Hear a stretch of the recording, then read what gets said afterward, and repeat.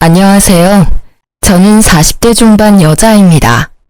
저는 아주 어릴 때부터 사회생활을 시작해서 지금까지 항상 바쁘게 살아오고 있어요. 그러다 보니 항상 일을 할 때는 라디오를 켜두곤 했었는데 요즘은 이곳의 사연을 듣는 재미에 푹 빠져서 힘든 줄도 모르고 일을 하네요. 여러 가지 이야기를 듣다 보니 저도 얼마 전에 겪었던 일을 한번 여러분께 털어놓고 싶은 마음이 들었답니다. 그러려면 거의 20년 가까이 묻어두고 다시는 들춰보지 않으리라 다짐했던 이야기까지 여러분께 들려드려야 할 것 같네요. 한번 시작해 볼게요. 저는 3년 전부터 요양보호사로 일을 하고 있는데요. 최근에 다른 요양병원으로 추천을 받아서 옮기게 되었답니다. 정말 힘들지만 또 한편으론 보람도 있고 저의 노후를 생각해 볼 수 있어서 감사하는 마음으로 열심히 하려고 생각을 했죠. 일을 끝내고 퇴근을 하려고 병원 복도를 지나는데 휠체어를 탄 아저씨가 저를 뚫어지게 보며 제 쪽으로 점점 다가오더라고요. 무슨 일이 있나 싶어 도와드리려고 저도 다가갔는데 아저씨의 얼굴을 본 순간 자리에서 얼어붙고 말았답니다. 바로 제 전 남편이었기 때문이에요. 정말 당신이 맞네. 하나님이 내 기도를 들어주셨나? 꼭 한 번은 당신을 만나고 싶다고 매일 기도를 했어. 전 남편은 무슨 이산가족 상봉이라도 하는 듯이 활짝 웃으며 제 쪽으로 팔을 뻗는 게 아니겠어요. 저는 너무 어이가 없어서 남편을 피해 뒷걸음질을 쳤죠. 사람 잘못 보신 것 같네요.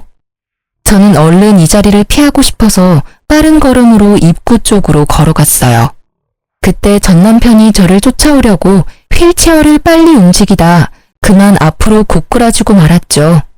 주변에 사람이 아무도 없어서 결국 제가 가서 남편을 휠체어에 가 다시 앉혀야만 했어요.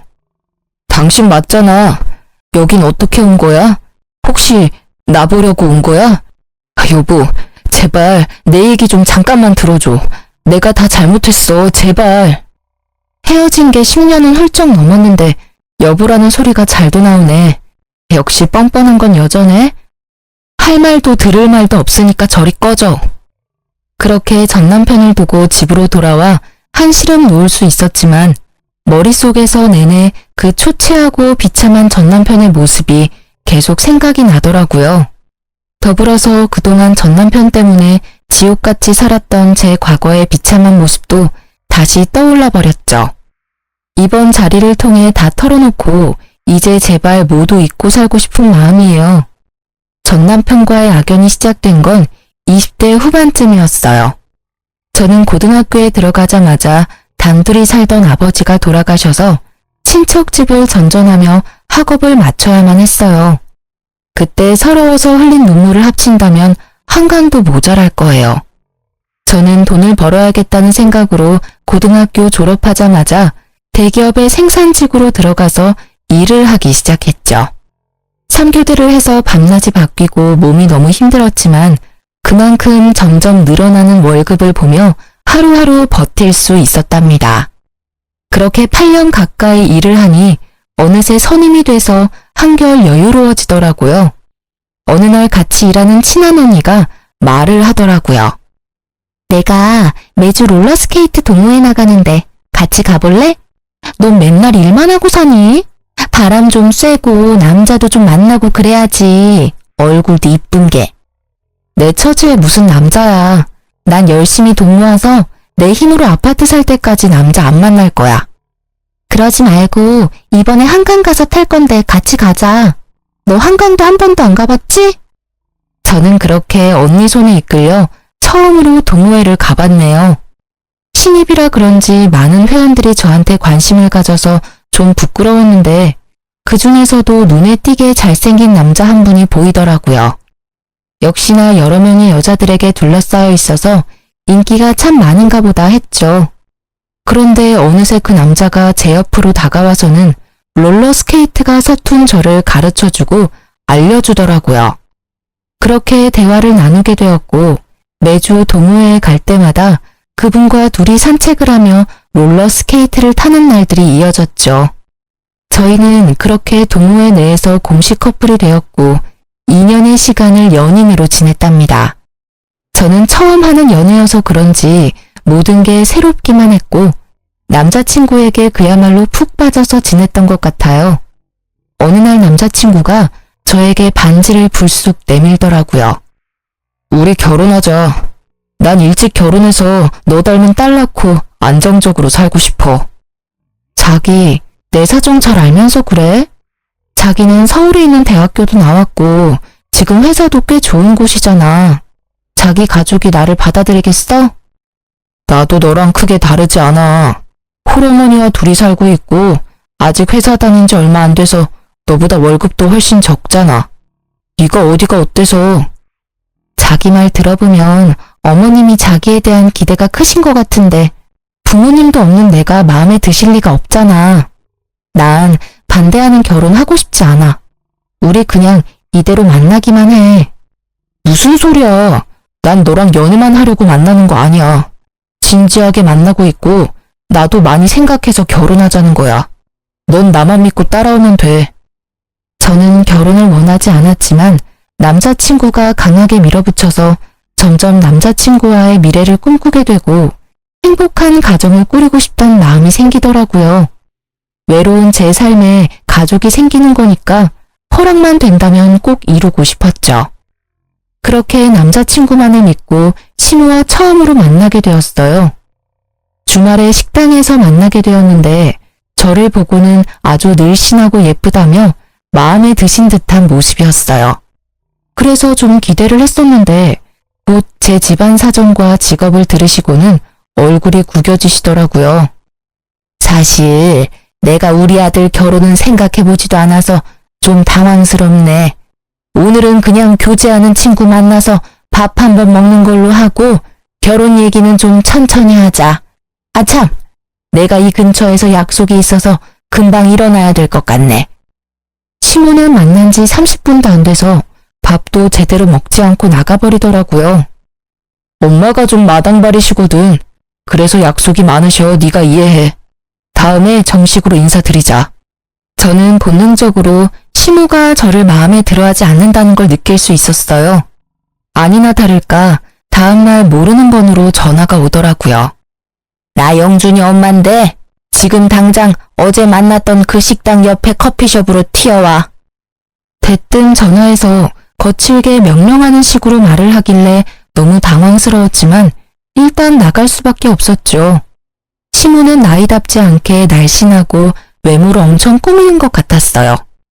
젊었을 땐 정말 예뻤겠다 싶었고 남자친구의 잘생긴 외모가 시모에게 물려받은 것 같았답니다.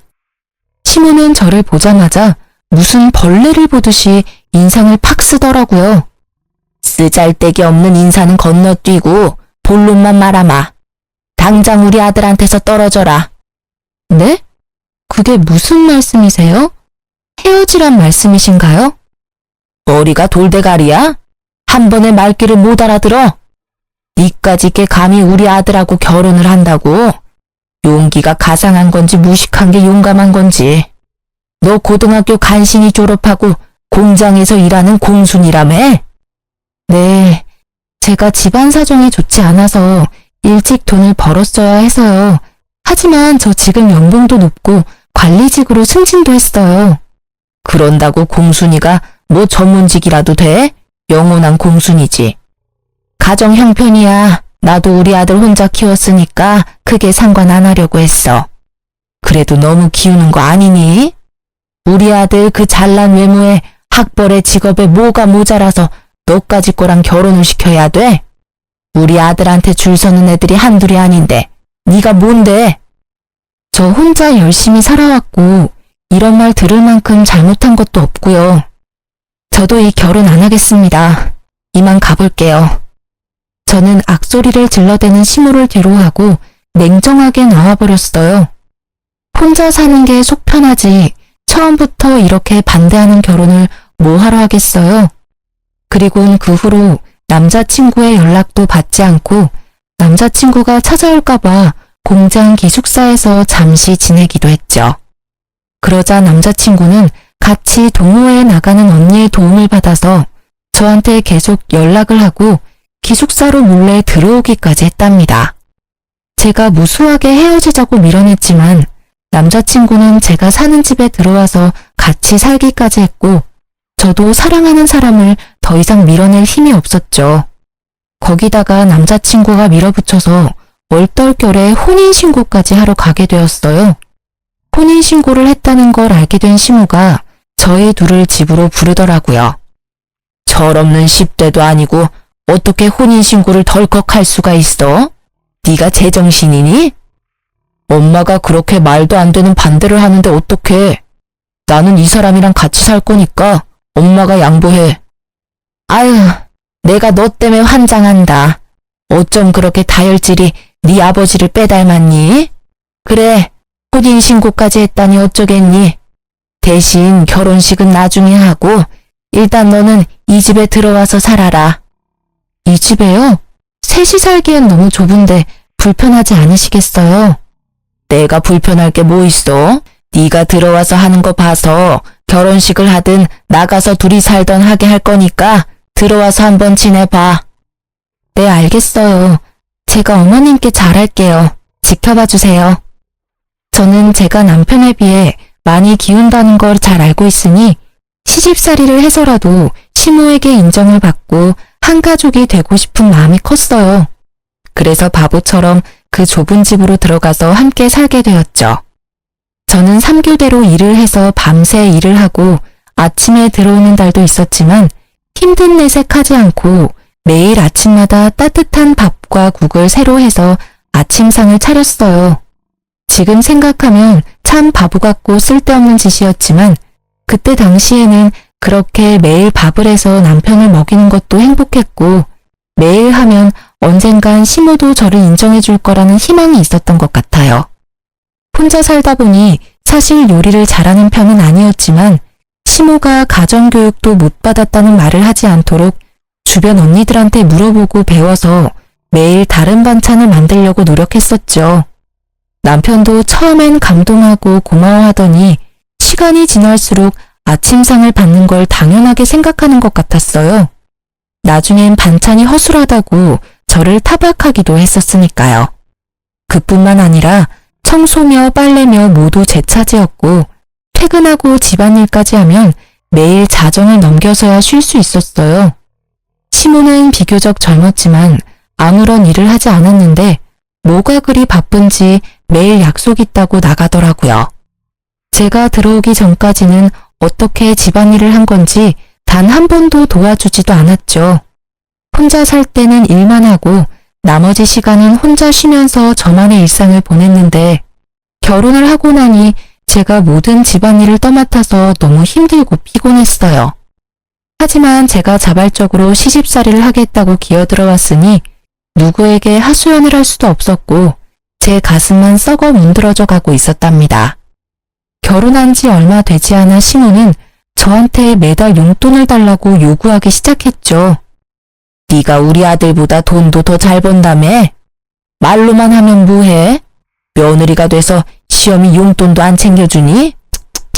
이렇게 못 배운 티를 내니? 용돈이요? 영준 씨가 매달 드린다고 하던데요? 영준이는 영준이고 너는 너지. 돈 자랑 그렇게 하더니 왜 입을 싹 닦아? 당장 오늘부터 매달 50만 원씩 보내라. 지금도 시부모님 용돈으로 50만 원씩이라고 하면 적은 돈은 아니잖아요.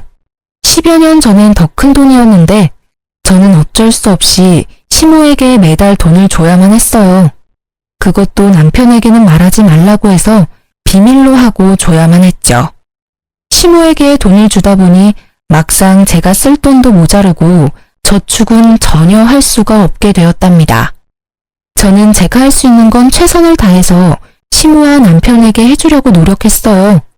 정성을 들이면 언젠가는 제 진심이 통할 거라는 바보 같은 생각이었죠. 하지만 매번 돌아오는 건 천의 고아의 무식한 공순이라는 시모의 비아냥뿐이었답니다. 그렇게 열정적이었던 남편도 막상 같이 살게 되자 눈에 띄게 사랑이 식어가는 게 보일 정도로 차갑게 굴기 시작했죠. 매일 주어진 일을 해나갔지만 뭔가 잘못된 게 아닐까라는 생각으로 머릿속이 복잡해졌답니다. 어느 날 퇴근하고 집에 돌아오는데 맞은편에서 시모와 시모 지인들이 떠들썩하게 수다를 떨면서 걸어가는 게 보였죠. 저는 반가운 마음에 시모에게 종종 걸음으로 다가갔는데 저를 발견한 시모가 정색을 하더니 저를 모르는 척 쓱 지나가 버리는 거 있죠. 저는 너무 황당해서 점점 멀어지는 시모만 넋놓고 바라볼 수밖에 없었어요. 기운이 빠져서 힘없이 집에 들어오니 먼저 와 있던 시모가 저한테 물건을 막 던지며 소리를 지르는 게 아니겠어요?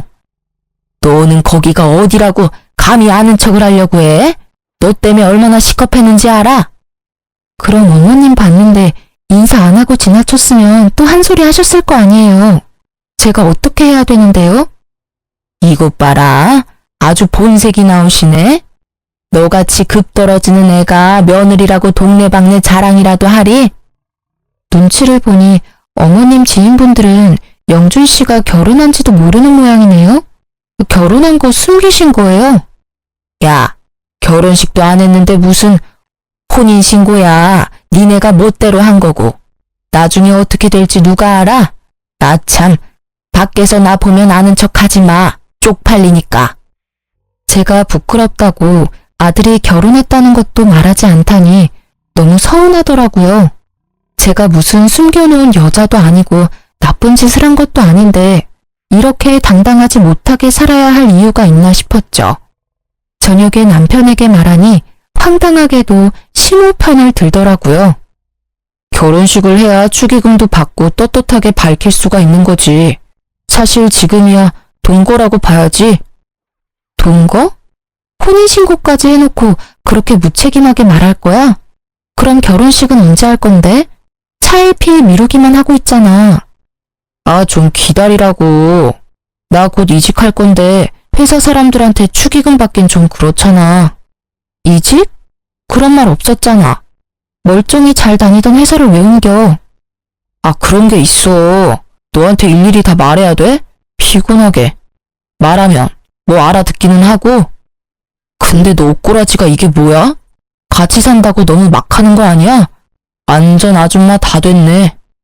말 다 했어? 퇴근하자마자 청소하고 밥 차리고 설거지 해봐. 피곤해서 씻을 힘도 없어.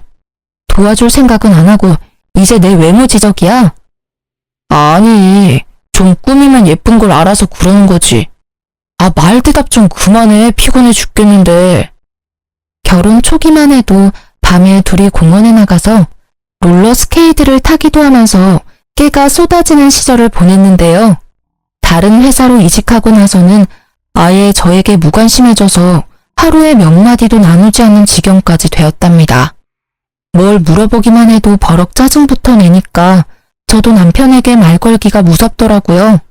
결혼식도 못하고 무슨 숨겨놓은 여자 취급을 하니 저도 너무 억울하고 점점 결혼 생활에 회의를 느끼게 되었죠. 그러다가 시모에게 더욱 정 떨어지는 일이 생기게 되는데요. 시모가 들었던 개모임의 계주가 돈을 들고 야반도주를 했다는 거예요. 시모는 5천만 원을 순식간에 날리게 되었다면서 밤마다 가슴을 주먹으로 치며 울고 난리를 부렸죠. 더군다나 그 중에 3천만 원은 최근에 사채업자에게 빌려서 계주에게 줬던 거라 매달 엄청난 이자를 내야 했고 시모는 당연히 갚을 능력은 전혀 없었어요. 엄마가 매일 밤 저렇게 우는 게 불쌍하지도 않아? 당신 모아둔 돈 좀 있지? 내가 차차 갚아줄 테니까 일단 급한 불부터 좀 끄자. 그거 갚으려면 나도 적금 깨야 돼.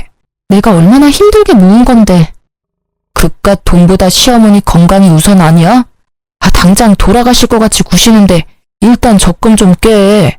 내가 매달 갚아줄게. 넌 내가 깡패들한테 잡혀갔으면 좋겠지? 며느리라는 게 어쩜 그렇게 야박해?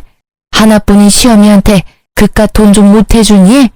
적금 좀 깨면 어때? 다시 부으면 되지. 끝까지 모른 체 하고 싶었지만 당장 사채업자들이 집까지 찾아와서 문을 두드리고 겁을 주니까 해결부터 해야겠다 싶더라고요. 남편은 사채업자들이 제 회사까지 찾아올 거라면서 매일 적금을 깨라고 저를 압박했고요. 사실 저는 어릴 적부터 차곡차곡 들었던 적금이 있었는데 그걸 깨서 시모의 빚을 갚아주게 되었어요. 제가 너무 속상했던 건 제가 빚을 갚아줬음에도 시모는 저에게 고맙단 말 한마디도 하지 않았다는 사실이었어요. 제가 피땀 흘려 모은 돈을 가져갔으면서도 마치 당연하다는 듯이 구는 모습에 정말 정이 확 떨어져 버리더라고요.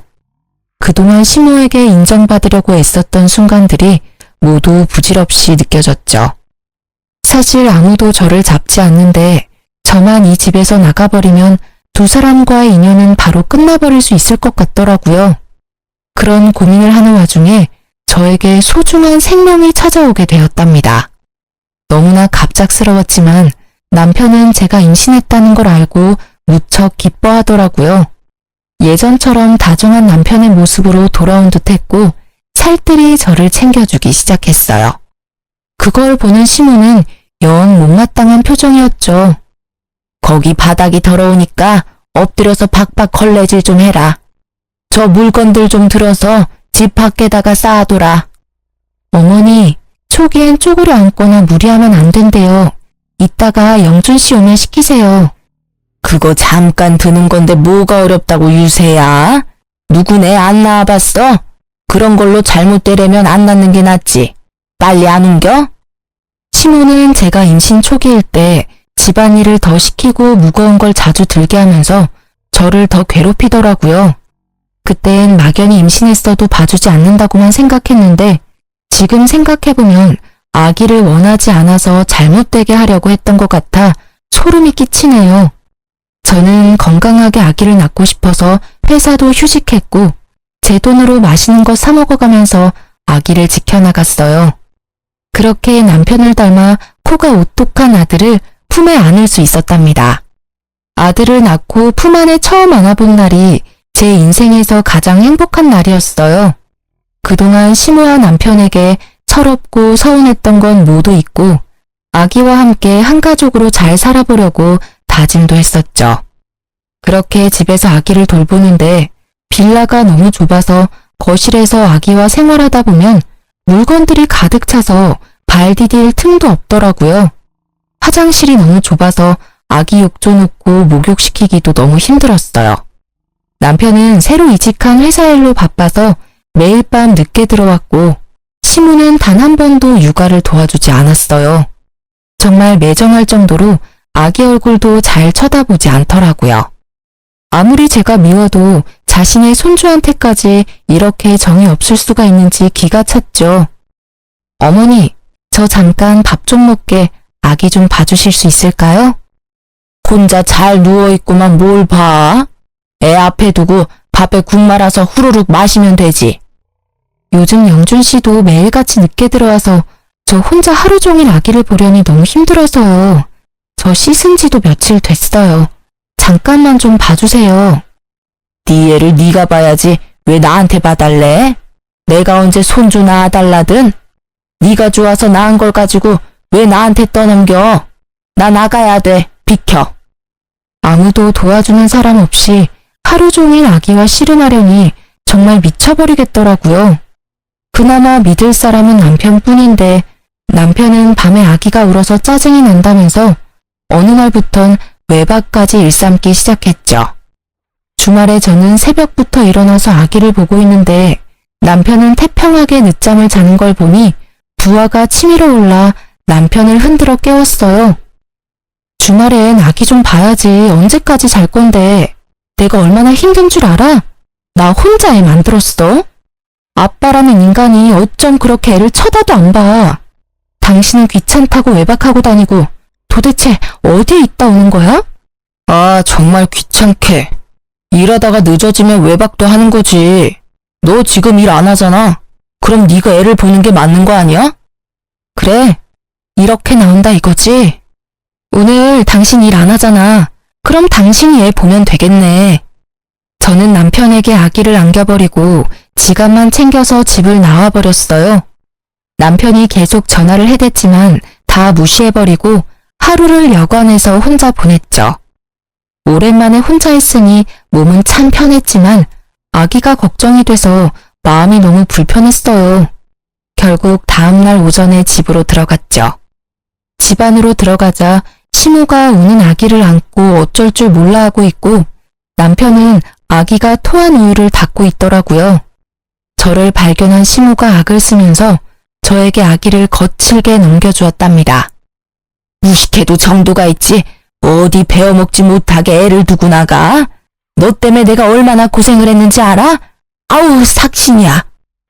야, 이러고도 네가 엄마냐? 애를 버리고 나가? 너 진짜 무서운 애였구나. 오히려 잘 됐어. 어젯밤 덕에 너랑 갈라서야겠다는 확신이 들었다. 당장 헤어지자. 뭐? 헤어져? 고작 하루 애 두고 나갔다고 이혼을 하자고? 제정신이야? 너나 애나 다 지겨워. 집에 들어오는 게 지긋지긋해. 애초에 너는 나랑 급이 안 맞는 애였어. 내가 뭐에 씌었었나 보다.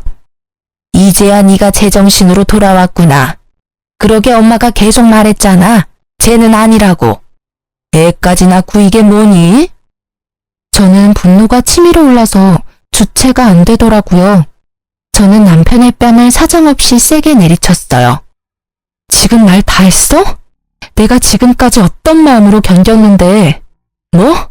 급이 안 맞아? 네가 얼마나 대단한데 나한테 그딴 말을 해? 이게 미쳤나? 누굴 때려? 잔뜩 흥분한 남편이 신발장에 있던 롤러스케이트를 저한테 던졌어요. 단단한 바퀴가 제 머리를 강타했고 저는 비명을 지르며 손으로 머리를 감쌌죠. 그때 손에서 축축한 느낌이 들어서 손을 보니 피가 잔뜩 묻어나왔어요.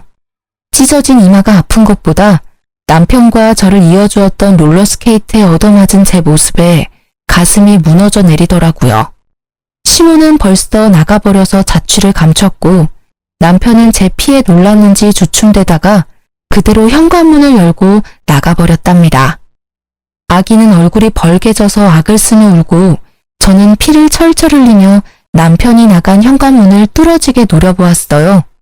저는 충격과 배신감으로 한참 움직이지 못하고 있다가 아기 울음에 정신을 차려서 일단 손을 씻고 아기를 달래기 시작했죠.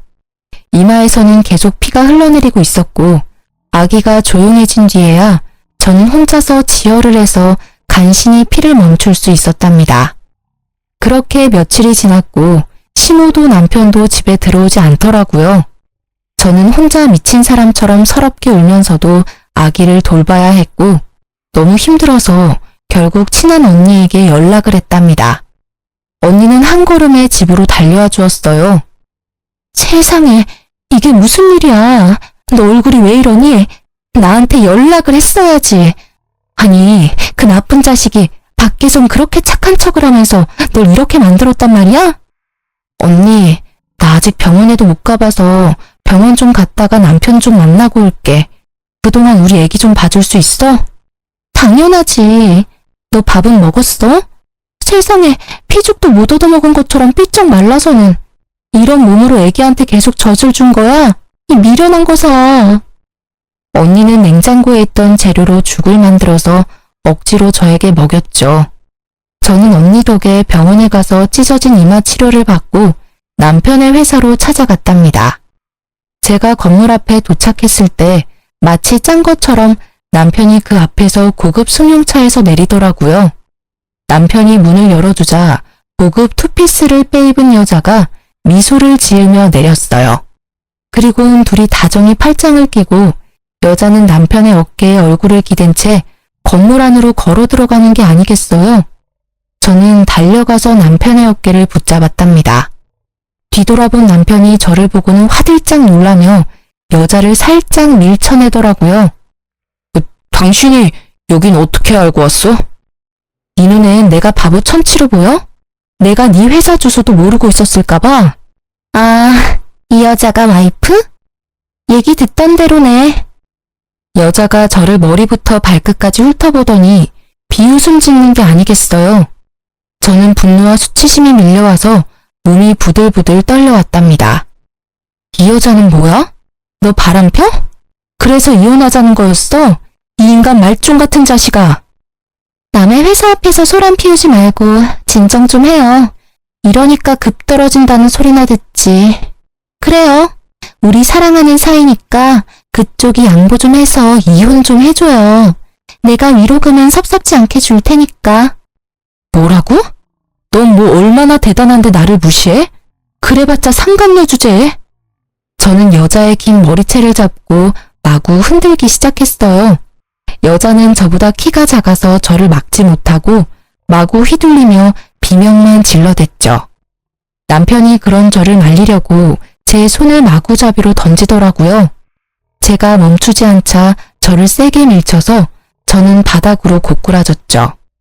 여자를 껴안고 머리카락을 쓸어넘기는 남편을 보고 부하가 치밀어서 남편에게 달려들었어요. 지금 생각해보면 며칠을 굶고 죽밖에 못 먹었던 제가 어디서 그런 힘이 나왔는지 모르겠어요. 악에 받쳐서 그런 행동을 할 수 있었던 거였겠죠. 저는 남편의 머리를 마구 뜯기 시작했고 곧바로 남편 뺨을 사정없이 때려댔죠. 이번에는 상간녀가 제 허리를 잡고 뜯어말리더라고요. 점점 사람들이 몰려들자 상간녀가 곤란해하는 게 바로 느껴졌어요. 그래서 더욱더 남편에게 달려들어 물귀신처럼 매달리기 시작했고 사람들이 우리를 둥글게 구경을 하기 시작하더라고요. 저는 이때다 싶어 큰 소리로 말했죠. 남의 남편이랑 바람을 폈으면 싹싹 빌어도 모자랄 판에 돈 줄 테니까 이혼하라고? 그래!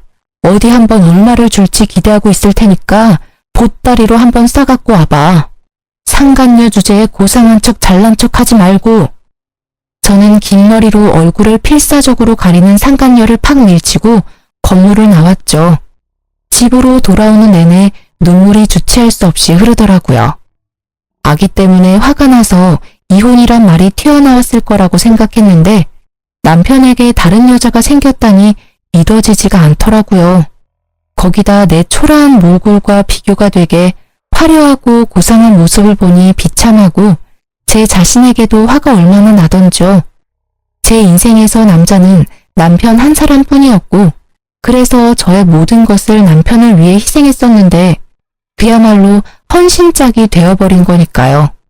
더군다나 갓난쟁이 아기까지 있으니 어떻게 살아가야 하는지 막막했어요. 다음날 얘기를 다 들었는지 시모가 집으로 왔더라고요. 그동안 어디서 지냈던 건지 아주 얼굴이 더 좋아졌고 비싸 보이는 옷을 입고 있었어요. 너 어제 영준이 회사 가서 난리를 쳤다며? 그렇게 못 배운 티를 내고 싶니? 우리 한 사장이 너 때문에 얼마나 곤란해졌는 줄 알아? 그 상간녀가 한 사장이에요? 그 회사 사장이라고요? 상간녀라니 말 조심 못해?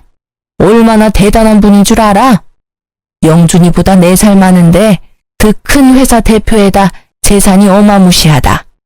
그런 여자가 좋다는데 어떤 남자가 마다해? 이제야 기억이 나네요. 영준 씨한테 그 회사 소개한 거 어머님이죠? 일부러 그런 거죠? 손주까지 있는데 어머니가 사람이에요? 소개해준다고 다 정분나냐? 둘이 잘 될 팔자였으니까 그런 거지. 더 말할 거 없고 이렇게 된 거 한 사장이 두둑히 챙겨준다고 할 때 이혼해. 애랑 살려면 돈이 있어야 할 거 아니야. 현실적으로 생각을 좀 하라고. 그래도 어머니 손주인데 어쩜 그렇게 정이 없으세요?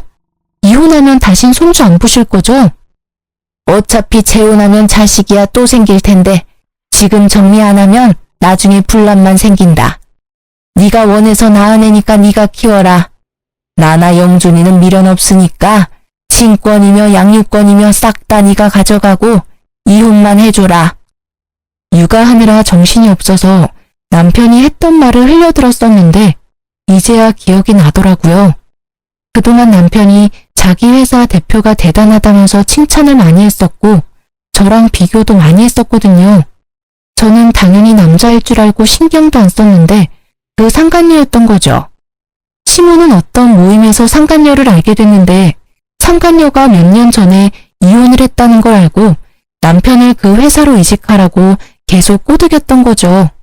시모의 소원대로 얼굴이 반반한 남편에게 상간녀가 관심을 갖게 됐고 결국 넘지 말아야 할 선까지 넘어버리게 된 것이었고요. 시모는 이 집을 나가서 상간녀가 마련해준 아파트에서 호의호식을 하며 지내고 있었던 거죠. 그러니 제가 얼마나 눈의 가시처럼 여겨졌을까요? 제가 순순히 이혼 안 하면 어쩔 건데요? 돈에 눈이 돌아서 아주 쥐도 새도 모르게 어떻게 해버릴 것 같네요. 내가 누구 좋으라고 이혼을 해요? 이혼 안 하면 마음 떠난 남편 붙들고 내 구박받으면서 계속 이렇게 살 거야? 애를 생각해서라도 잘 생각해라. 한 사장 마음 바뀌기 전에. 이번에는 급에 맞는 며느리 얻으셔서 아주 좋으시겠네요. 대단한 며느리 모시고 어디 한번 잘 살아보세요. 어머님이 제 눈에서 피눈물 나게 했으니까 어머니도 언젠가 피눈물 흘리면서 후회할 날이 올 거예요. 내가 눈 똑똑히 뜨고 지켜볼 거고요. 저는 그 길로 아기를 데리고 그 집을 나와버렸답니다. 시모 말대로 이미 끝난 인연을 아기 때문에 미련하게 붙잡고 있기도 싫었고 남편이나 시모 얼굴도 다시는 보고 싶지 않을 만큼 끔찍했거든요.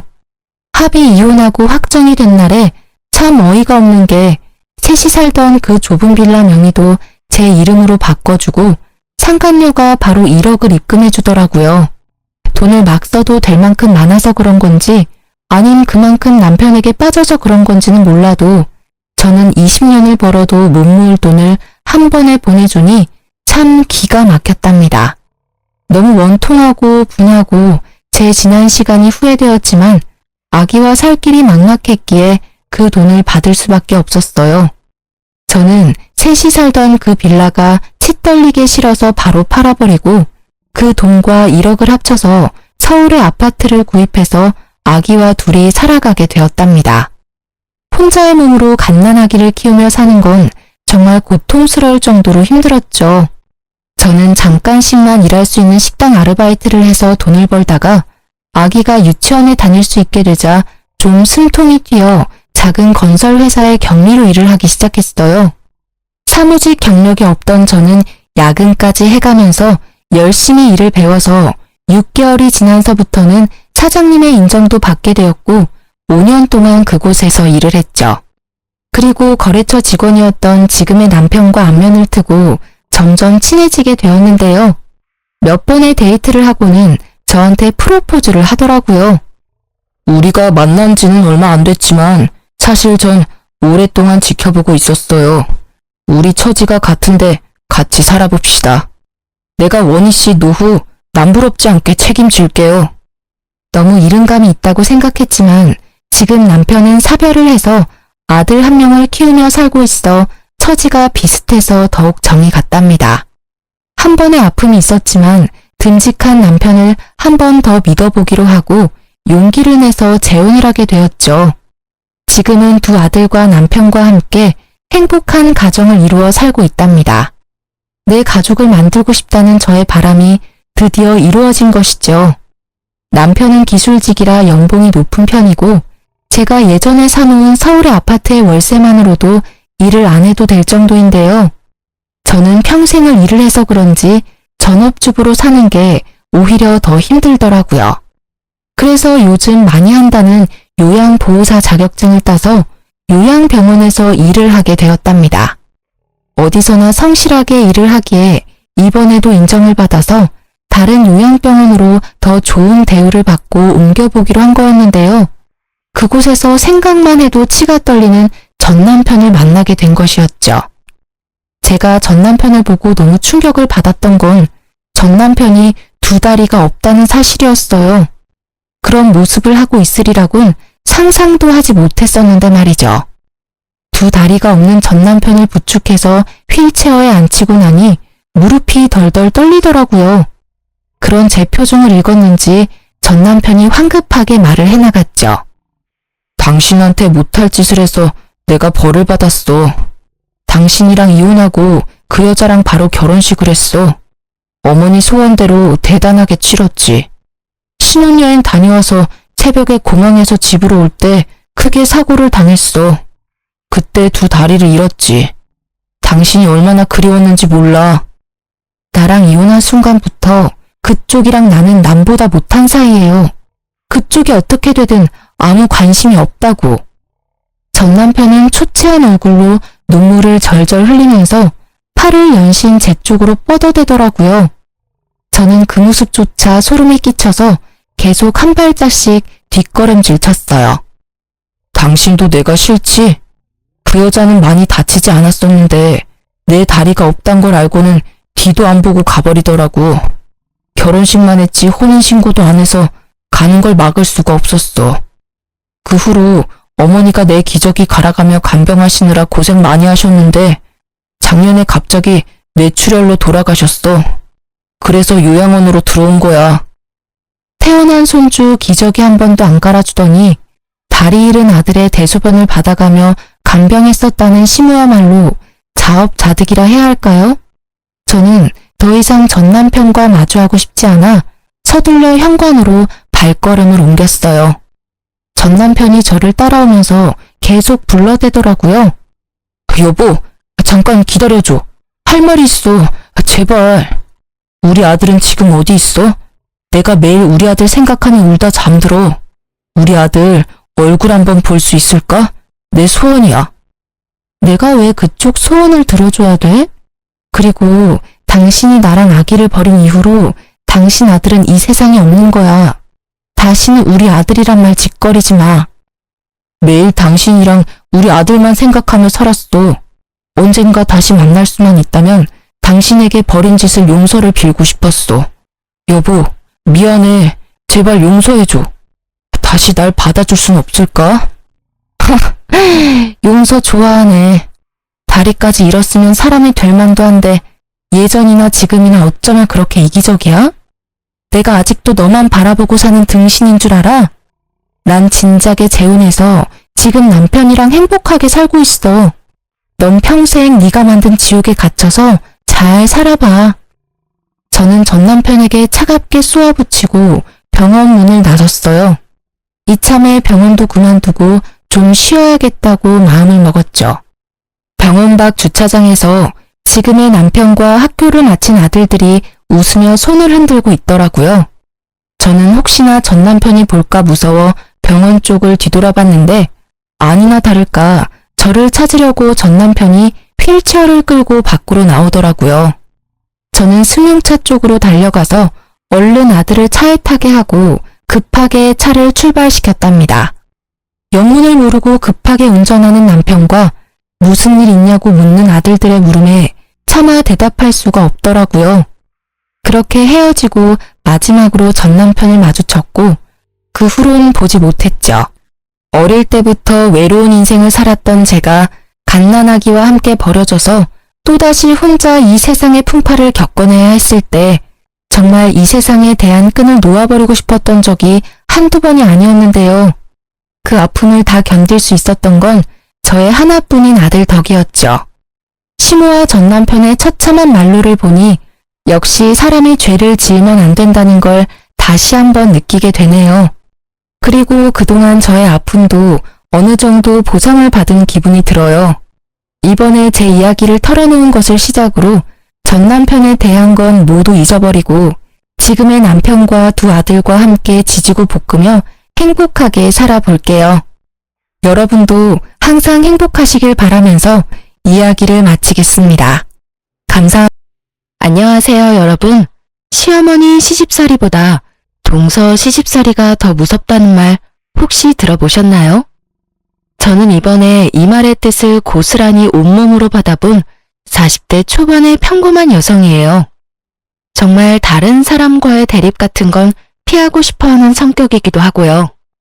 그렇지만 제가 당한 일련의 사건들 때문에 참는 것만이 능사는 아니라는 걸 알게 됐죠. 지금 이렇게 글을 쓰면서도 그 사람들의 말과 행동을 떠올리면 지금도 피가 거꾸로 솟는 것처럼 화가 날 정도거든요. 지금부터 제가 당한 황당한 일들을 하나씩 풀어볼게요.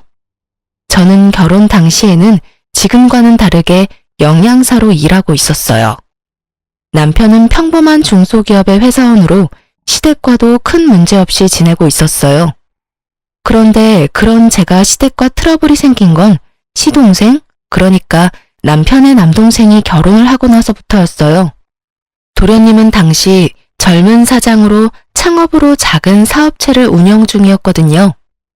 그런 도련님과 결혼하게 된 제 동서가 저보다 2살이나 많다는 것을 알게 되고 저는 살짝 걱정이 됐어요. 주변에서 그런 이야기를 종종 들었던 터라 걱정이 됐죠. 그리고 그런 우려는 도련님의 상견례에서 드러났죠. 상견례하는 도중에 화장실을 들렀는데 동서가 제 뒤를 따라 화장실로 들어오더군요. 그러더니 대뜸 그러더라고요. 제가 사회에서는 더 연장자고 경험이 많은 어른이니 저한테 이래라 저래라 시키지는 마세요. 존댓말 쓰면서 존중은 해줄 테니 그 정도에서 서로 선을 지키자고요. 정말 당당하게 저에게 선을 지키자는 동서를 보며 속으로 많이 당황했어요. 누가 보면 이래라 저래라 이미 시킨 줄 알겠더라고요. 얼굴 본 것도 처음인데 초면에 하는 말을 들어보니 제 우려가 현실이 되더군요. 네? 그게 무슨 말씀이세요? 선이라뇨. 몰라요? 적당하게 하자는 말이에요. 명절에 일할 때도 나한테 이래라 저래라 시키지 말고 저한테 딴지도 걸지 말고요. 솔직히 저도 이렇게 어린 사람이 제 손윗동서가 될 줄 알았겠어요? 나이 어린 사람을 어른으로 모셔야 하는 제 입장도 생각해줘야죠. 새빨간 립스틱을 바르며 말하는 동서를 보면서 저는 온몸에 소름이 돋는 기분을 느꼈습니다. 아직 상견례만 했을 뿐인데 이 정도로 견제하는 거면 결혼하고 나서는 내 말은 개똥으로도 안 듣겠구나 하고요. 이때 제 대답이 뭔지 궁금하세요? 제가 먼저 선을 넘는 일은 없을 거예요. 대신 동서께서도 선을 안 넘도록 해주셨으면 좋겠네요. 서로가 선을 지키면 얼굴 붉힐 일도 없잖아요. 그렇죠? 상대방은 제가 선을 넘는 걸 경계했지만 저는 그쪽이 선을 넘는 걸 더 걱정했어요. 지금 이 상황만 봐도 선을 아슬아슬하게 타고 있는 건 상대방인 동서였으니까요. 그러자 웃으면서 그러더군요. 마음이 잘 맞아서 좋네요. 그 말 꼭 지켜주세요. 그렇게 말하고는 휙 돌아서 화장실을 나가버렸어요. 그 뒷모습을 보며 참 황당하고 골치가 아파왔습니다. 저 사람을 앞으로 내내 봐야 할 걸 생각하니 말이죠. 그렇게 도련님은 무사하게 결혼을 하게 됐어요. 그리고 그 뒤로 몇 번의 명절이 지나갔어요. 생각보다 서로 선을 잘 지키고 있어서인지 제가 아이를 낳을 때까지 저를 견제하는 일은 없었어요. 그런데 아주 사소한 것에서부터 일이 틀어지더군요. 그것은 우리 아들이 3살이 될 무렵에 설날에 일어났어요. 설이 되면 어른들에게 용돈을 드리잖아요. 저희는 양가에 각각 50만 원씩 드리기로 했어요. 그런데 동서에게서 연락이 왔더라고요. 설 준비에 대해 이것저것 이야기하다가 갑자기 동서가 묻더라고요.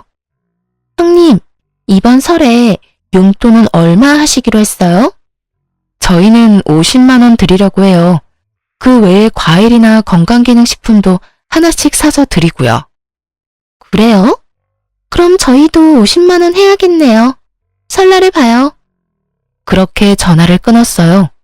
그런데 설 연휴에 시댁에 갔는데 어처구니 없는 일이 벌어졌어요. 시모가 제게만 일을 계속 시키더라고요. 동서가 늦어서 없으면 또 모르겠는데 있는데도 시모와 수다나 떨면서 일은 저한테만 다 시키더군요. 아무리 제가 둥글게 살고 싶은 사람이라도 이렇게 대놓고 차별하면 기분이 안 나쁠 수가 없잖아요. 그래서 제가 동서에게 말했어요. 동서, 여기 와서 제사 음식 만드는 거 좀 도와줄래요? 어머님이랑 대화하면서 쉬는 게 좋은 건 알겠는데 혼자 하면 아무래도 저녁까지 준비를 다 못 끝낼 것 같거든요. 최대한 돌려 말했어요. 명절이고 어른들 있는 데서 큰 소리 나면 안 된다는 생각에 말이죠. 그런데 동서는 제 이야기를 듣고도 태연히 가만히 있더라고요. 대신 움직인 건 시모였어요. 아무리 아랫동서래도 너보다 나이도 많은 사람한테 이래라 저래라 하는 건 너무한 거 아니니? 시모의 말에 저는 할 말을 잃었어요. 여기서 왜 시모가 나서는지 이해가 안 됐거든요. 네? 당연히. 너 설마 네가 먼저 이 집안에 들어왔다고 새로 들어온 동서한테 텃세 부리는 거야? 우리 집에서는 그런 텃세 용납 못한다. 시어머니를 앞에 두고 당당하게 이래라 저래라 일을 시켜? 어머님, 그게 아니라 동서는 오늘 와서 아무것도 한 게 없잖아요. 제가 지금 일을 다 하고 있는데. 그래서 네가 일 많이 하고 있다고 화내는 거야? 웃기지도 않아. 너는 그게 문제야. 네 동서가 명절이라고 돈을 100만 원 줬다. 이렇게나 시댁을 위하는 동서를 부려먹으려고 하는 거야? 네가 생각해봐라. 돈을 많이 준 사람이 움직여야 되겠니? 돈을 적게 준 사람이 움직여야 되겠니? 결국은 돈 때문이었어요. 시모가 동서 대신 나서서 제게 타박을 준 이유요. 그런데 그것도 정말 열이 받는 이유가 저는 아직 용돈을 드리지도 않았거든요. 시모도 저희 부부가 명절 때마다 50만 원 준 걸 알고 있을 테고 이번에도 50만 원만 준비한 걸 알았던 거예요. 그 와중에 동서가 100만 원을 가져왔으니 눈이 혹했겠죠. 솔직히 동서가 100을 내든 200을 내든 상관없는 일이어야 하는데 그 돈 액수에 휘둘려서 사람을 평가하는 시모 때문에 제가 이런 일을 당한다는 게 정말 짜증났어요. 어머님, 설마 돈 때문에 동서를 감싸고 도시는 거예요? 그것도 중요하지 않니? 너도 머리라는 게 있으면 생각을 좀 해봐. 동서가 그만큼 돈을 많이 냈다는 걸 알면 시어머니 말에 토를 달 게 아니라 네가 더 열심히 일을 해야지. 돈만 많이 내면 일 안 해도 된다는 말이세요? 누가 그렇게 말했어? 내 말은 돈도 많이 냈고 나이도 많으니 네가 동서에게 뭐든 시킬 입장이 아니다. 라는 말이지. 말이 되지 않는 말을 참 말처럼 포장해서 말하더군요. 열받았지만 꾹 참았어요. 왜 참았는지 아세요? 다음번 명절부터는 시댁에 오지 않을 작정이었거든요. 그렇게 마음을 먹어버렸어요. 남편이 뭐라 하던 내가 하고 싶은 대로 하겠다는 생각으로 꾹 참고 제사상과 밥상을 차렸어요. 여전히 동서는 아무것도 안 하고 시모와 둘이서 하하호호하며 즐거운 시간을 보내고 있더군요. 그렇게 저녁 시간에 밥을 먹는데 시모의 행동에 저는 또 열이 슬슬 올라오는 것을 느꼈어요. 밥을 먹는데 시모가 제 앞에는 나물 반찬만 놔두더니 동서와 도련님 앞에는 고기 반찬을 놔두더군요. 그러면서 하는 말이 더 웃겼어요. 둘째 며느리 고생했다. 네 덕분에 이리 풍족한 명절을 보내는구나. 많이 먹거라. 이게 다 네가 우리 집에 들어온 덕이야. 어머님, 무슨 그런 말씀을 하세요. 어머님이 계신 덕분에 잘 되는 거죠. 그러니 제가 드린 용돈으로 맛있는 것도 사드시고 좋은 곳에 놀러도 다니세요. 간드러지는 동서의 목소리에 행복해하는 시모를 보니 배알이 뒤틀리더군요. 음식 차별하는 게 제일 기분 더럽다더니 그 말이 딱 맞더라고요. 제가 좋아하는 음식을 못 먹게 해서가 아니라 제가 직접 만든 음식조차 못 먹게 하는 걸 보니 열받아 결국 확 질러버렸어요. 저는 동서 앞에 놓인 산적을 들어서 저와 남편 앞에 가져왔어요. 그러자 시모가 눈을 동그랗게 뜨고 저를 쳐다보며 말하더군요. 예, 그걸 왜 그쪽으로 가져가? 제가 만들었는데 맛도 못 보나요? 그리고 고생은 제가 다 했는데 포상은 다른 사람이 받는 것 같아서 제 몫은 제가 챙기기로 했어요. 그러면서 보란듯이 밥을 와구와구 흡입하기 시작했죠. 너 무슨 애가 교양이 없어? 이런 식으로 마구잡이로 가져가면 어떡하니? 네가 한 게 뭐가 있다고? 제가 한 게 뭐가 없는데요? 아니, 그럼 여기 와서 부엌에 발 한 번 안 디디고 열심히 이빨이나 까던 동서는 뭘 한 게 있어서 고기 반찬 넙죽넙죽 갖다 바쳐요? 야, 동서 없었으면 그 고기들이 여기 있었겠어? 네가 맛이라도 본 건 다 동서 탓이야. 알아들어? 그 고기도 요리해줄 사람 없으면 다 썩어 빠지는 거 모르세요? 땀 흘려가며 몇 시간 동안 고생한 사람은 뒷전이고 그저 돈만 많이 낸 동서만 아끼시는 거 보니까 다음부터는 저도 돈 낼 테니까 사서 먹는 게 제일 낫겠네요. 올해 저것도 형님이라고 어디서 못된 맏며느리 행세야? 네가 맏며느리라도 맏며느리 같은 일을 했어야 칭찬을 하든 말든 할 거 아니야? 할 수 있는 거라고는 요리하는 것밖에 없는 주제에 어디서 말대꾸야? 그러니까 요리는 전문가한테 맡기세요. 저 하나한테 다 시켜먹지 마시고요. 열받은 저는 그 자리에서 일어나 바로 부엌으로 갔어요. 다들 제가 화나서 감정을 식히러 간 거라고 생각한 듯 하더군요. 저는 전혀 그럴 생각은 없었어요. 화는 이미 나 있었고 열받아서 제가 만든 음식 앞에 소금통을 들고 섰어요. 그리고 음식들 위로 소금을 완전 쏟아부어 버렸죠. 그리고 그 다음에는 설탕도 열심히 쏟아부었어요. 열심히 제사 준비했는데 돌아온 게 이런 멸시라니. 해놓고 인정도 못 받을 거 왜 했나 싶었어요.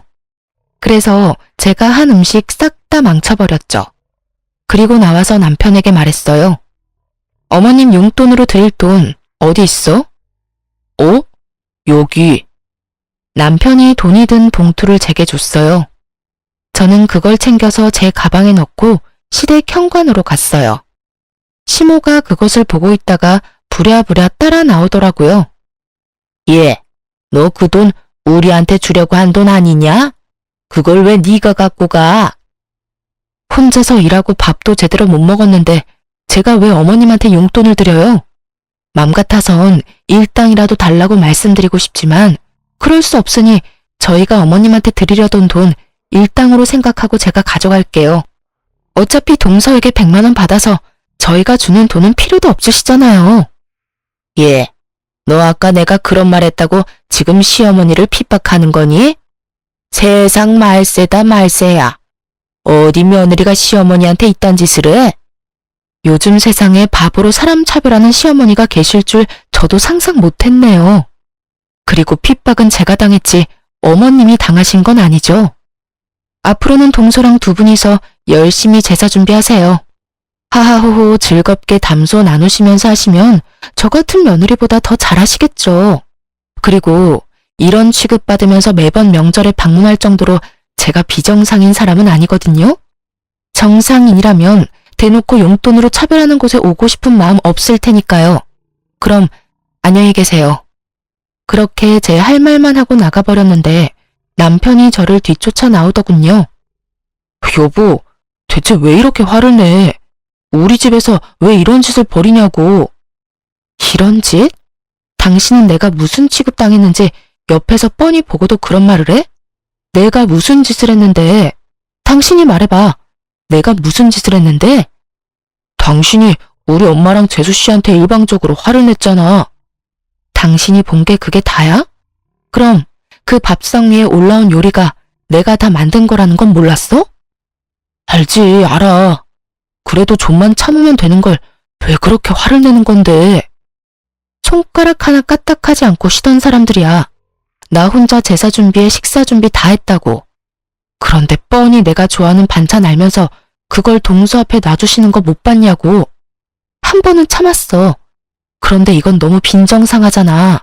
음식으로 어떻게 차별을 해? 이게 맞는 거야? 화를 안 낼 일이냐고. 그럼 당신이 돈을 좀 더 잘 벌지 그랬어. 뭐? 그걸 말이라고 해? 내 말이 틀려. 돈도 못 벌면 일이라도 해야지. 솔직히 동생네가 돈 더 많이 한 것도 사실이고 그러면 당신이 좀 양보해줘야 하는 거 아니야? 우리는 돈 안 내? 그리고 집마다 다 사정이 다른데 어떻게 남들 하는 만큼 다 내고 살아. 그리고 돈을 더 벌라니 나 박봉이라고 지금 무시하는 거야? 무시하는 게 아니라 그게 사실이잖아. 당신이 돈만 좀 더 잘 벌었어 봐. 그러면 우리도 부모님 댁에서 이렇게까지 수모 당할 일도 없었겠지. 당신도 진짜 돈 때문에 내가 이런 취급당하는 게 당연하다고 생각하는 거야? 당신도 단단히 미쳤네.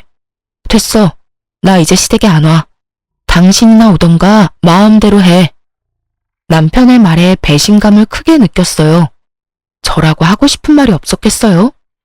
도련님네 사업하며 동서는 일도 안 하며 편하게 도련님 돈 쓰면서 생색은 다 내고 다녔거든요.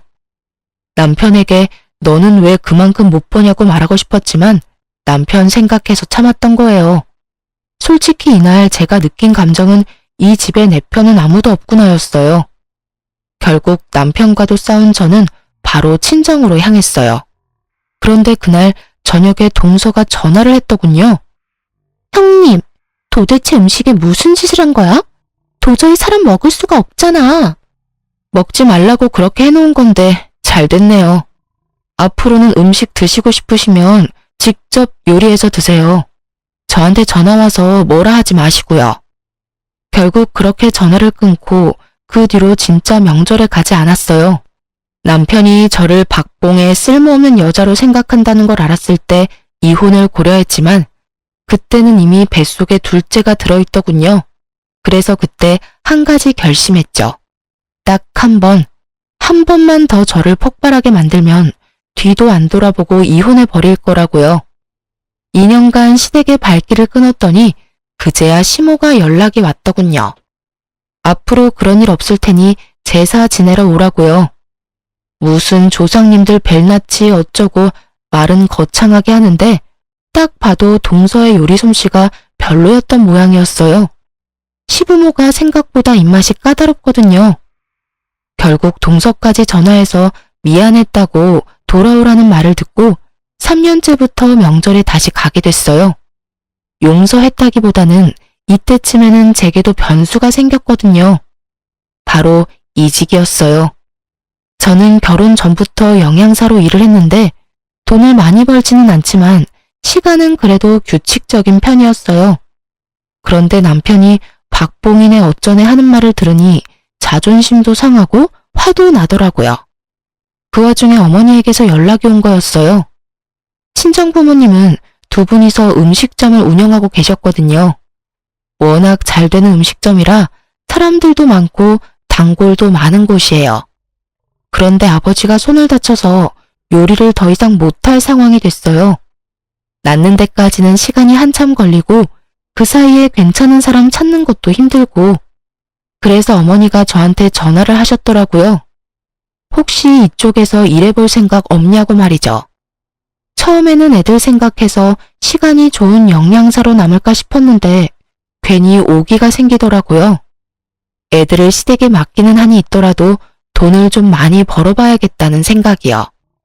어머니가 수익은 벌어들인 수입에 따라 나눈다고 하셨던 게 사실 가장 큰 이직 이유였어요. 워낙 잘 되던 가게인데다가 가족 병영으로 소규모로 하다 보니 인당 돌아오는 수익이 꽤 높았거든요. 그래서 결국은 영양사를 그만두고 본격적으로 부모님 가게 일을 같이 하기로 했어요. 그렇게 이직을 하고 2달 정도 일하는데 확실히 예전보다 훨씬 더 잘 벌게 됐어요. 힘은 예전보다 더 들었지만 쌓이는 통장 잔고를 보니 기분이 좋았거든요. 그리고 돈을 점점 더 많이 벌면 벌수록 남편도 더 좋아했어요. 그렇게 일한 지 3년쯤 지났을 때였어요.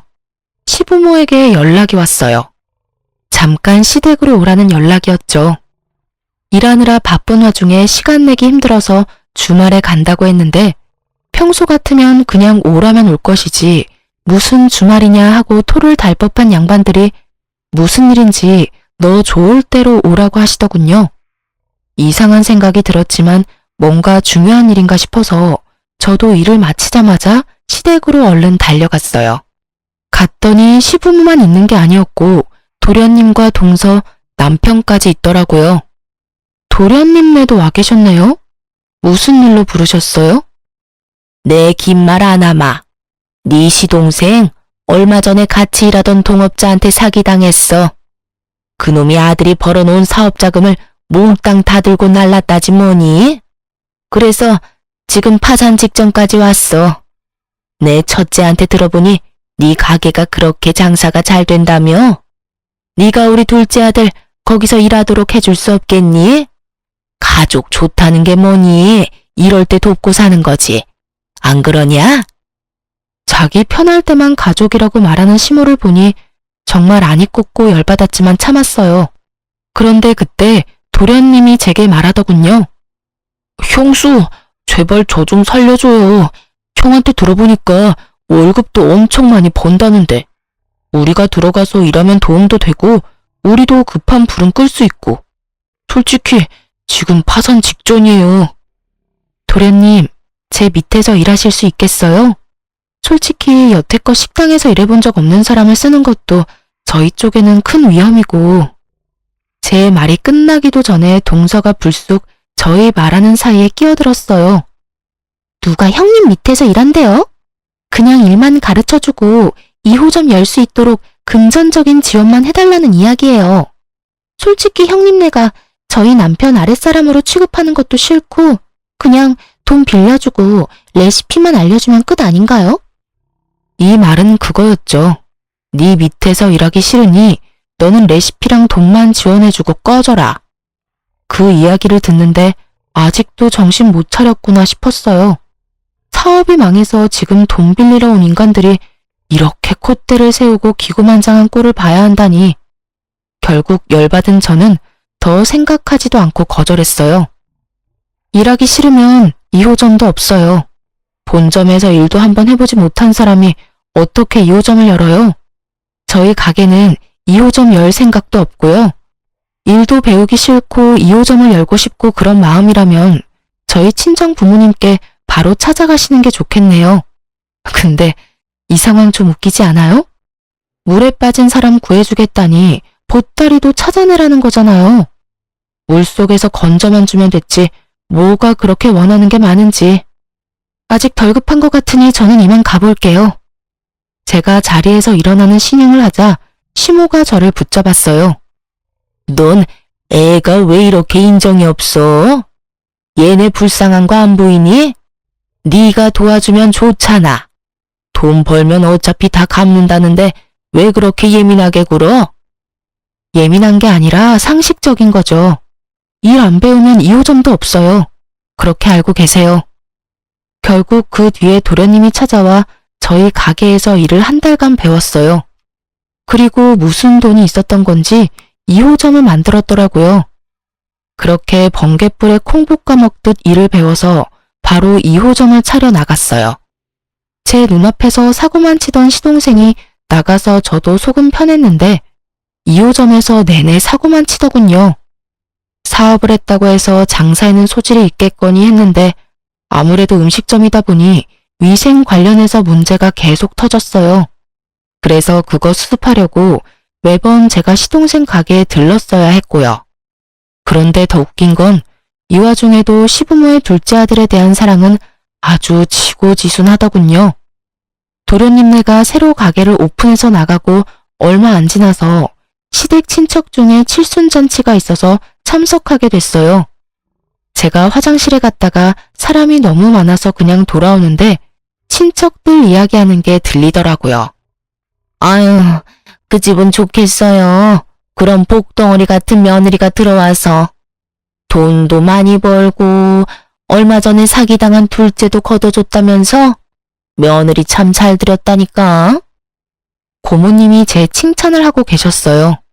감사한 마음에 웃음을 띠며 시모 뒤로가 얼른 고맙다고 말하려는데 시모가 제가 있는지도 모르고 이야기하더군요. 걔가 복덩이요? 당치도 않아요. 복덩이는 여기 우리 둘째 며느리지. 자기 남편 사기당해도 얼마나 내조를 열심히 하는지. 게다가 첫째 며느리하고는 달라서 그 힘든 와중에도 열심히 시댁에 용돈도 붙여주는 참 착한 며느리예요. 그 이야기에 진짜 어이가 없었어요. 남편이 그렇게 일하느라 바쁜데도 동서는 일도 돕지도 않고 도련님 사업할 때처럼 집에서 쉬고 있었거든요. 가끔씩 도련님이 바쁜 일정이 있거나 약속이 있을 때만 잠시 나와서 가게를 봐줄 뿐이었고요. 그런 둘째 며느리가 제 자식 돈으로 효도 생색내고 있다는 걸 아는지 모르는지 입에 침이 마르도록 열심히 칭찬 중이었어요. 그걸 보니 정말 정이 뚝 떨어지더군요. 그런데 제가 이 집안에서 정말 떨어져 나올 일은 그 다음에 발생했어요. 제가 영양사에서 자영업자로 직업을 전환하면서 아이들을 볼 수 있는 시간이 많이 줄었거든요. 그래서 어쩔 수 없이 5살, 8살 애들을 시댁에 맡길 수밖에 없었어요. 그렇게 몇 달쯤 맡겼는데 애들이 점점 시댁에 가길 싫어하더라고요. 엄마, 우리 할머니 집에 안 가면 안 돼.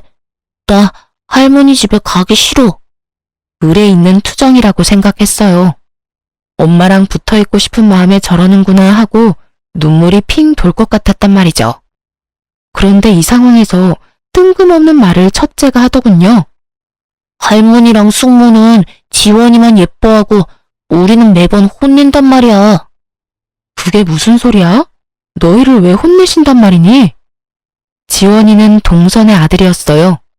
이때는 동서가 자기 아들도 시댁에 맡겨놨나 보다 하는 생각만 들었어요. 그런데 그 다음 아들의 말에 혈압이 확 오르더군요. 할머니가 지원이한테만 맛있는 거 주고 우리는 맛있는 거 먹지도 말래. 그리고 지원이가 우리가 가져간 장난감 뺏어갔는데 숙모가 우리한테 소리 지르고 못됐다고 막 뭐라고 했단 말이야. 우리 할머니 댁에 안 가면 안 돼? 나는 진짜로 가기 싫단 말이야. 그 이야기를 듣는데 인내심이 뚝 끊어지더군요. 먹는 걸로 장난치던 그 버릇이 이번에는 우리 애들에게 나왔나 보더라고요. 저는 흥분한 채로 아이들에게 이것저것 물었어요. 그러니 끝도 없이 시모와 동서가 한 짓이 아이의 입을 통해 흘러나오더군요. 동서의 아이를 오냐오냐 키우면서 우리 애들은 무슨 일이 있든 혼을 냈다고 했어요. 과자를 사와도 우리 애들한테는 한 번도 준 적이 없대요. 밥 먹을 때도 맛있는 반찬은 모두 지원이 거라고 하는 말에 진짜 눈을 질끈 감았네요. 손주들이라면 본인 핏줄이니까 잘해줄 거라고 생각했어요. 그런데 고작 몇 달 만에 그것도 학원 하원하고 그 짧은 2~3시간 동안 애들을 이런 식으로 차별했다는 걸 제 귀로 직접 들으니 분노가 멈추지 않았어요. 동서와 도련님 파산하고 물에서 건져 올려준 사람이 저와 저희 부모님인데 은혜를 원수로 갚는 거잖아요. 도와준 은인의 자식들한테 저딴 식으로 대하다니 참을 수가 없었어요. 저는 열받아서 시모와 동서에게 직접 이야기하려다가 일을 마치고 온 남편에게 이야기하기로 했어요. 당신 애들 이야기 들었어? 어머님이 동서네 애만 예뻐하시면서 우리 애들하고 차별하신다는 말. 그래서 지금 애들 싸움에 끼는 어른이 되라는 거야? 이게 어떻게 애들 싸움이야. 엄연히 차별을 받았잖아. 애들이 상처를 받았고. 애들이 엄청 큰 잘못을 해서 혼나는 거라면 그래, 100번 양보해서 참을 수 있지. 근데 보라고, 애들이 잘못한 게 뭐가 있어? 그리고 잘못했다 한들 먹는 걸로 차별하는 게 어딨어? 그것만큼 기분 나쁜 게 세상에 어디 있다고. 나한테도 그러시더니 이번에는 애들한테까지 이러시네. 당신이 어머님한테 뭐라고 말씀 좀 드려. 애 맡겨놓고 그런 것까지 요구하라고? 당신이 바빠서 애 맡긴 거잖아. 그러면 신경을 꺼. 그리고 솔직히 네가 우리 집에 못하니까 애들이 적골 당하는 거지. 재수씨처럼 나긋나긋하게 좀 굴어봐.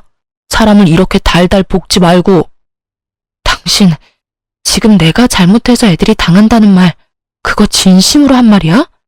내가 바빠서 애 맡긴 것도 다 내 탓이라고, 이 미친놈아. 박봉이라면서 나더러 돈 좀 많이 벌라고 한 게 당신이야. 어디서 책임전가야? 돈 많이 벌어다 주니까 이번에는 뭐? 내가 나긋나긋하지를 못해서 우리 애들이 차별당한다고? 그게 아빠라는 인간이 할 소리야? 지금 당장 화내고 뭐라 해도 모자랄 판에. 내가 한마디 하는데 당신 요새 이상해. 돈 많이 번다고 기고만장해져서 우리한테 당신 잣대 들이대는 것 같은데 그거 그만하라고. 매번 돈 번다는 이유로 우리 집안 행사에도 빠지고 애들도 제대로 안 보고. 그게 엄마냐? 그게 며느리냐고. 그 돈으로 잘 먹고 잘 살고 있잖아. 이번에 새로 이사한 것도 집안에 새로운 가전 다 들인 것도 다 내 덕분 아니야? 그런데 뭐? 내가 아무것도 안 해? 네가 처먹고 누리고 있는 모든 게 내 주머니에서 나오는데 당신이 그딴 이야기를 한다고? 당신이 나를 그렇게 바닥으로 생각하는지 몰랐네. 알았어. 당신이 나를 얼마나 무시하는지 알게 됐으니까 이혼하자. 왜 살아? 동서처럼 나긋나긋하고 일 안 하고 집에서 돈만 축내며 남편 돈으로 생색내는 예쁜 장식품 같은 여자나 구해서 살아. 나처럼 악착같이 돈만 버는 여자 때려치우고. 나도 너 같은 놈 때려치우고 딴 남자 찾을 테니까. 박봉이라고 난리칠 때는 언제고 이제 와서 딴소리를 해? 에라이 천하의 나쁜 놈 같으니라고. 그런 말이 아니잖아, 여보. 저를 잡는 남편놈 손을 뿌리치고 저는 애들을 데리고 친정으로 와버렸어요. 정말 화가 머리끝까지 나서 참을 수가 없었어요. 애들은 이 상황이 뭔지도 모르고 어안이 벙벙한 상태였고 부모님은 그런 저를 이해해 주셨어요. 그간 제 마음고생을 누구보다 가까이서 봐주신 분들이었으니까요. 그런데 아무리 생각해도 동서가 우리 애들을 혼냈다는 걸 듣고는 가만히 참을 수가 없겠더라고요. 도련님한테 전화를 걸었어요. 그리고 내일 가게에 있냐고 물었죠. 가게에 필요한 물건을 2주에 한 번씩 보내주는데 가져가야 한다고 말이죠. 그랬더니 내일은 자기가 약속이 있어서 와이프한테 가게를 맡겨놓을 거라고 모레 직접 본점으로 찾아오겠다고 하더라고요. 저는 내일이 기회라는 생각이 들었어요. 그래도 도련님 없을 때 이야기하면 둘 다 아이 키우는 엄마 입장에서 대화가 잘 통할 수도 있잖아요. 다음날 점심에 동서가 일하고 있다던 도련님네 가게로 향했어요. 그리고 충격적인 장면을 목격하고야 말았어요.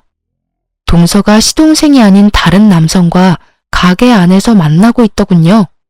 보통 사이가 아닌 게 확실했던 게 팔짱도 끼고 서로 허리에 손도 두르고 여하간 분위기가 보통이 아니었거든요. 저는 동서와 이야기하겠다는 애초의 목적도 있고 그 상황을 핸드폰으로 녹화하고 있었어요. 솔직히 좋은 약점 하나 잡았다는 생각이었어요.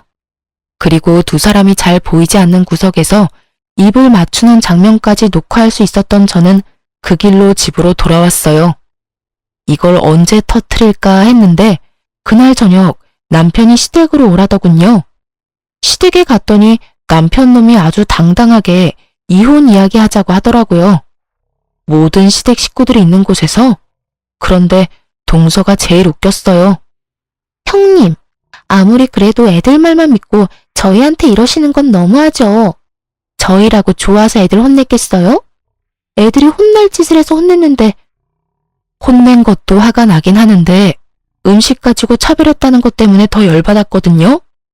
우리 애들이 바보라고 생각하는 거 아니죠? 어쨌든 이혼 번복 안 해요.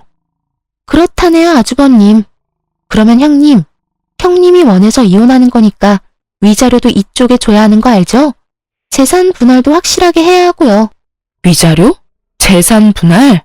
어이가 없어서. 내가 무슨 명목으로 이혼하는 줄 알아요? 당신들 시댁 때문에 이혼하는 거야. 남편놈은 그 사이에서 아무 도움 없이 나한테 성질만 내서 그렇고 음식으로 차별하고 용돈 적게 줬다고 일 부려먹고 사람을 인간으로 대해줬으면 이혼을 할 리가 있겠어? 형수님, 형님이 어찌됐건 저는 두 분이 이혼을 했다고 저희 가게 차별하는 건 가만둘 생각 없어요. 그러니까 그 부분은 확실하게 해줬으면 좋겠고 가게 걱정 말고 와이프나 걱정하지 그래요. 그렇게 끼고 돌며 사랑하는 도련님네 와이프 다른 남자랑 바람나서 지금 난리도 아니던데? 정말로 그 집 애들이 누구 씨인지 알게 뭐야? 뜬금없이 떨어진 폭탄에 시댁이 한순간 고요해졌습니다. 저는 그 고요함을 즐기며 그 속에 전혀 고요하지 못한 동서의 얼굴을 보며 핸드폰을 열어 동영상부터 켜줬어요. 도련님 약속 있다고 가게 동서한테 맡겼죠? 보세요. 거기서 낯선 남자랑 둘이서 얼마나 즐거운 시간 보냈는지. 그리고 그 순간 시동생이 제 폰을 들고 가서 요리조리 화면을 확대해 보더니 얼굴이 새빨갛게 분노로 터질 것처럼 변해버렸어요. 어떻게 당신이 이 사기꾼하고 같이 있어? 사기꾼?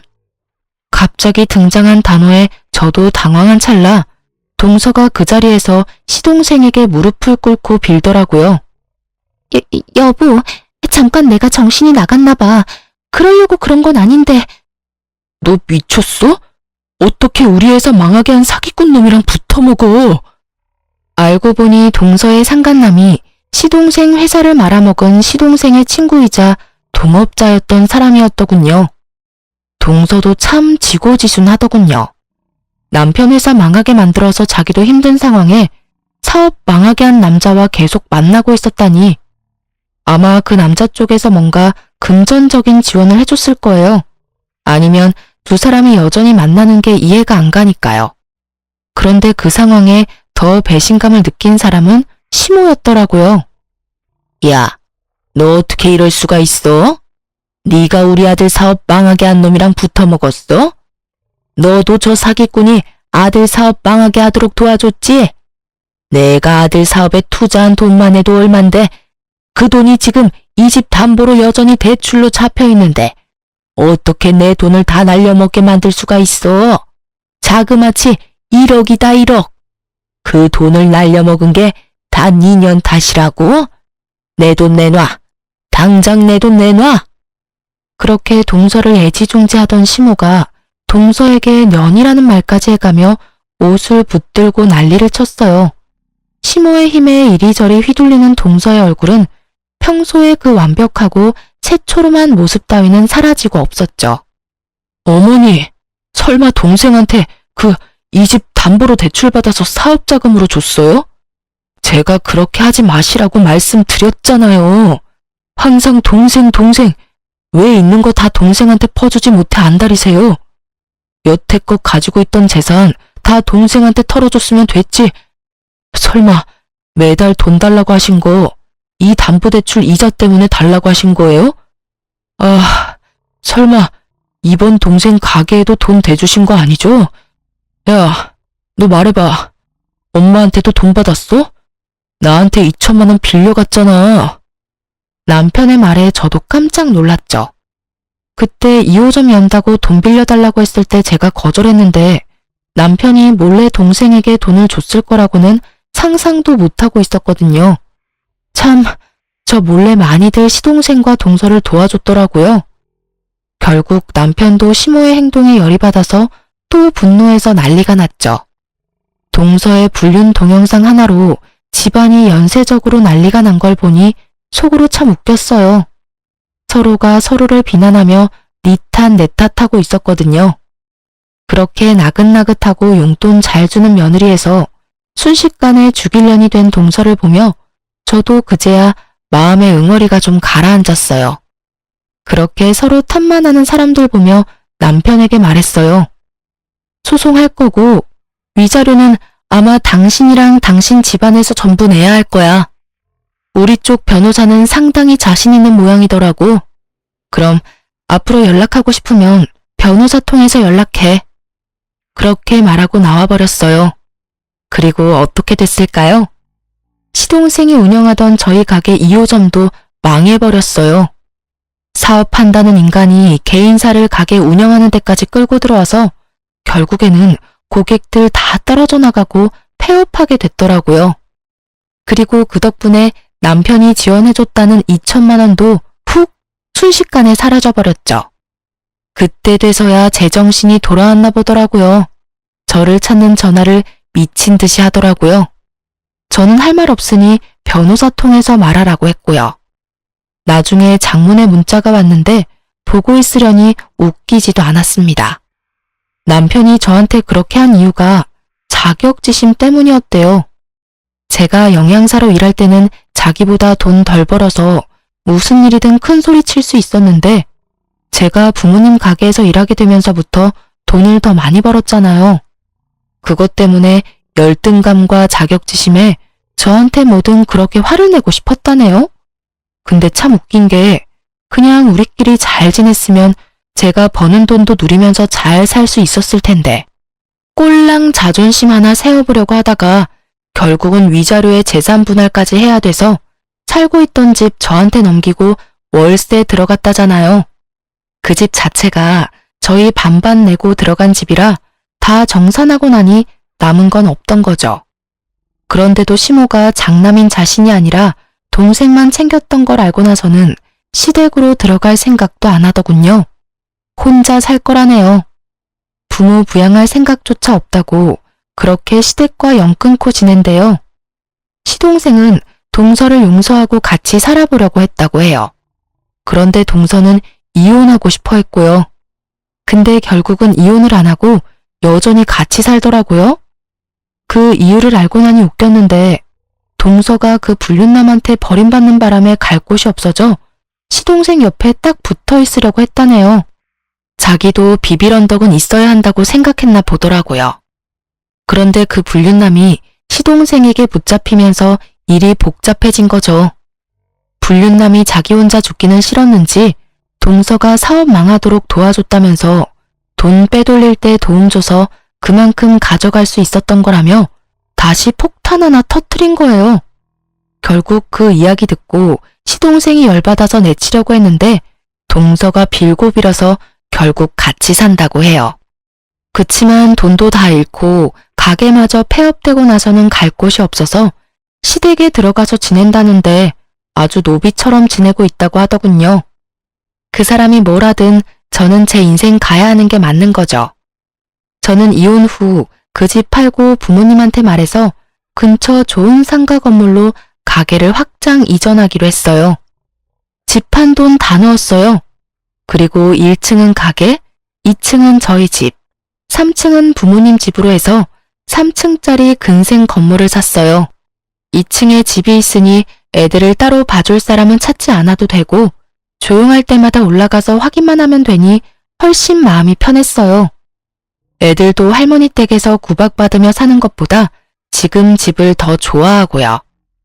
그렇게 몇 달쯤 뒤였을까요? 제가 시모와 동서를 마주하게 된 일이 있었어요. 저는 가게 청소하고 밖으로 쓰레기를 버리러 온 참이었고 두 사람은 저희 가게 앞을 지나가고 있더라고요. 그런데 동서가 시모의 짐을 모조리 들고 낑낑거리는 표정으로 시모의 뒤를 따라가고 있었어요. 저는 저 사람들 지나가면 들어가야겠다 싶었어요. 괜히 마주치고 싶지 않았으니까요. 그런데 시모가 갑자기 저희 가게 앞에 멈춰서더군요. 그러더니 갑자기 혀를 차고 말했어요. 생각할수록 열받네. 왜 네가 우리 집에 들러붙어 있어? 식충이 같은 인간아. 아우 속상해. 첫째 며느리가 우리 집에 남아있었으면 저 친정 돈으로 우리가 망하지 않았을 수도 있는데 내가 그때는 왜 그런 생각을 못했는지 알 수가 없어. 네가 나를 돈으로 꼬드겨서 그런 거지. 시모의 뾰족한 화살이 동서를 향해 쏘아졌어요. 동서는 억울한 마음이 드는 듯 입을 삐죽했지만 아무 대답 못하고 고개만 숙이고 있더군요. 아들 새끼 망하게 할 때부터 네가 우리 집 화근이라는 걸 알아야 했어. 네가 양심이라는 게 있으면 이렇게 우리 집에 빌부터 살 게 아니라 일자리라도 알아봐서 내 돈이라도 갚아야 하는 거 아니니? 매번 네 서방한테 힘든 일 다 시키고 그 돈으로 펑펑 돈이나 쓰고 네가 인간이야? 결국 소리가 커지고 주변 사람들이 한두 명씩 밖으로 얼굴을 내보이자 어쩔 수 없이 제가 나섰어요. 저희 가게 앞에서 이런 일이 벌어지면 가게 이미지에 타격을 입잖아요. 남의 가게 앞에서 큰 소리 내지 마시고 빨리 지나가세요. 여기서 이러신들 제가 그쪽 집에 다시 돌아갈 일도 없고 이 가게가 그쪽 집안 것이 될 일도 없으니까요. 제가 등장하자 시모 얼굴이 반가운 빛을 띠더군요. 이혼 전에는 볼 때마다 마땅찮은 표정만 짓더니 사람 마음 참 간사해요. 가게 잘 되는 걸 보면 볼 때마다 잃어버린 것이 얼마나 소중한지 깨닫게 됐나 봅니다. 그래도 다시 돌아갈 생각 따위 전혀 없지만요. 어머 얘, 너 있었니? 요즘은 어떻게 지내? 우리 손주들은 잘 지내고 있지? 우리도 요즘 손주들 얼굴 보고 싶어서 눈물이 날 정도란다. 네가 마음을 조금만 써서 우리랑 손주들 만나게 해주면 이번에도 동선의 아들하고 비교하면서 차별하실 건가요? 죄송한데 애들 차별하셨으면서 우리 애들 왜 궁금해하세요? 차별이라니 그건 다 네 동서가 시켜서 한 일이야. 아니었으면 내가 내 핏줄 싫어할 일 없잖니. 요즘에 지원이 그곳이 얼마나 기고만장해졌는지 몰라. 그런 눈치도 없는 애보다 너희 애들이 훨씬 낫지. 그러니 너도 이만 오해를 풀고. 그 이야기를 가만히 듣던 저와는 달리 누군가는 시모의 이야기에 기분이 퍽 나빠진 모양이었어요. 어머님, 누가 시켰다고 그러세요? 그리고 애 놔두고 그렇게 차별하시는 거 아니죠? 제가 여태껏 어머님한테 어떻게 했는데 이혼해서 이제 가족도 아닌 사람 앞에서 저를 이렇게 구박하실 수가 있는 거예요. 이거 봐. 감히 눈 동그랗게 뜨고 시어머니를 노려봐? 네가 지금 나한테 눈 크게 뜨고 대들 수 있다고 생각하니? 어이가 없어서 지금 내 꼴을 좀 봐라. 네가 우리 아들 두고 그런 미친 짓을 저질러서 내가 지금 이 모양이 꼴 아니냐? 그게 왜 제 탓인데요? 어머님이 뿌린 대로 거둔 거지. 저도 이런 짓 못 해먹겠어요. 아무리 잘못했었어도 그렇지. 용서해줬으면 이렇게 부려먹지나 말아야죠. 동서는 그 상태 그대로 짐을 다 팽개치고는 씩씩거리며 가버리더군요. 제가 아휴 봐라. 지금 집안이 이 모양이야. 역시 맏며느리가 없으니 기강이 안 사네. 어쨌든 나중에 애들 데리고 한번 오거라. 응? 무슨 착각하시는 건지 모르겠지만 저희 애들은 그쪽 집에 안 가요. 애들이 뭐라고 하는 줄 아세요? 할머니 댁 안 가서 너무 좋대요. 할머니한테 차별받아서 정말 기분 나빴는데 여기서는 그런 차별 안 받아도 된다고요. 그러니까 기대하지도 마세요. 애들 차별할 때는 언제고 이제 와서 제 말에 시모가 얼굴이 올그락 푸르락 하더니 결국 아무 말 못하고 땅에 떨어진 짐을 주워서 어그적 집으로 걸어가더군요. 결국 돈으로 저울질하다가 두 며느리에게 버림받고 둘째 아들이 돈 잘 버는 것 같아서 거기 돈 쏟아부었다가 그 사실을 알게 된 장남에게 버림까지 받았네요. 덕분에 사람을 마음으로 대하지 않으면 저렇게 순식간에 망할 수도 있다는 걸 알게 됐네요. 어찌됐든 시댁 사람들은 모두 저에게는 최악의 사람들이었어요. 나중에 들어보니 동서는 이때 저와 마주치고 시모와 언쟁을 벌인 다음에 그대로 집을 나가버린 모양이었어요.